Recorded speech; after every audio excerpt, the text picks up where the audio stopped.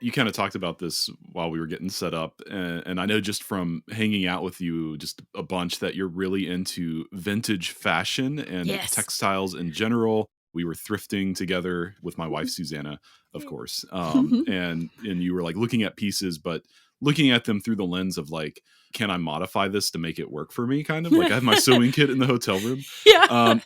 and I know that you've also written some music about textiles as well. So can you tell us Yeah. about your relationship with the textile arts and how you find inspiration for your music within this craft? Oh, yeah. So my mom, again, going back to my family, my mom went to the Kansas City Art Institute and her medium was textiles.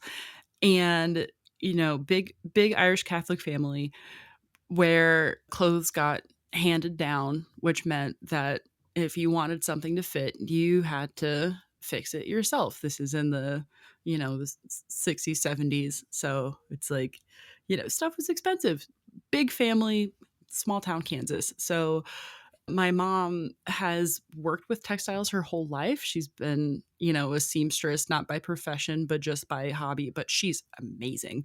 And so I grew up being somewhat of like a Barbie doll, I suppose, where I'm, standing there and she's fitting all my clothes to me. My brother and we're big people, quite tall, and we grew very, very fast, which Mm, meant our clothes couldn't always keep up with us. And so, she was able to modify things so we'd still be able to wear them. And my dad is my shopping buddy. He he picked out my freshman year of high school homecoming dress, which that's awesome. I still have and have worn several times for like the premiere of that big orchestra piece in LA. I wore my homecoming dress from that. My dad Yeah, picked that out. that's Also, amazing. it still fits, which is like, yeah, I love that dress so much. But, they've I run a lot of my like major fashion purchases by them still. I'm like, what do you guys think? And I trust them. They're my shopping buddies and Yeah. it's really fun.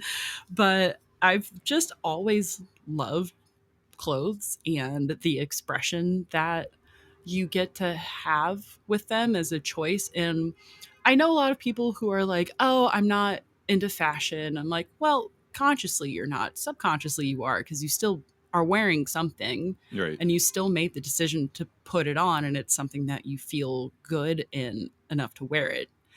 And it's still a choice that you made. So everyone is into fashion because we're not all running around naked. So like you had to choose to put something on, obviously. But some people choose to use clothing as a form of expression more than others. And I've always leaned towards the side of expression and the artistry that goes into some textiles. And it's the artistry. And then because I grew up watching my mom making garments, she made this beautiful wedding dress for one of her friends. And it was this convertible dress that went from the wedding ceremony and then in a dramatic change of one of the skirts into this four square dancing Mm, outfit. I'm like, that's oh my awesome. gosh, oh, there's so much fabric and tool everywhere. But the craftsmanship and like the technical know-how for that, there's a lot that goes into making textiles, art, and clothing.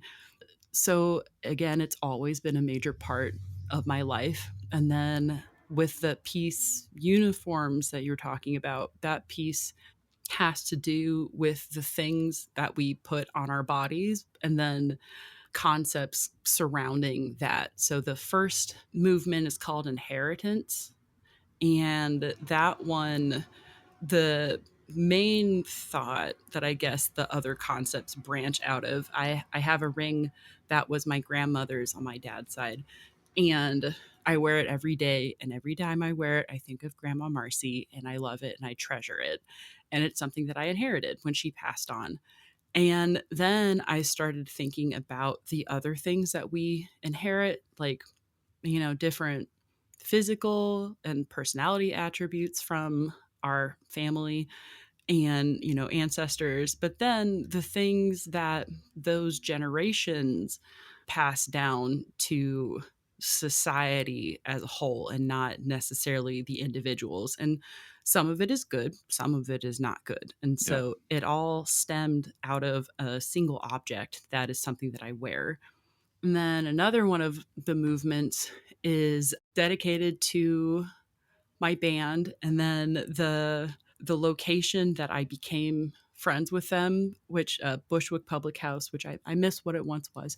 And then the thought of, well, what do people normally wear in that location? Because I when I first started going to these shows in New York, felt like such a square. Oh my goodness, because I'm going in and I'm like, everyone has these cool band t-shirts, and there's a lot of like, wearing of denim and leather and dark clothing, and I'm like, hello, please accept me. I am a classical musician. I have long loved this community from afar. I don't feel like a part of it.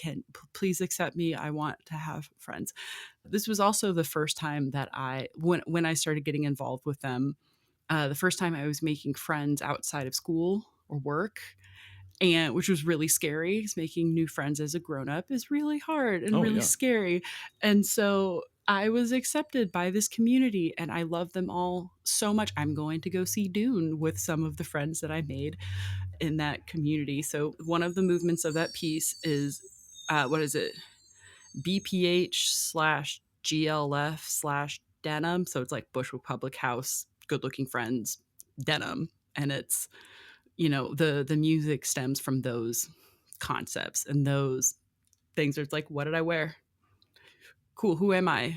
Who are my friends? And all of that different stuff. So yeah, I mean, a lot of my music comes from single concepts that branch out and are interconnected. Some of them might be kind of reaches, but that piece specifically, the main branches of concepts come from things that are worn, and then Yeah. how that could potentially affect the people that we are, or our different interactions with the world.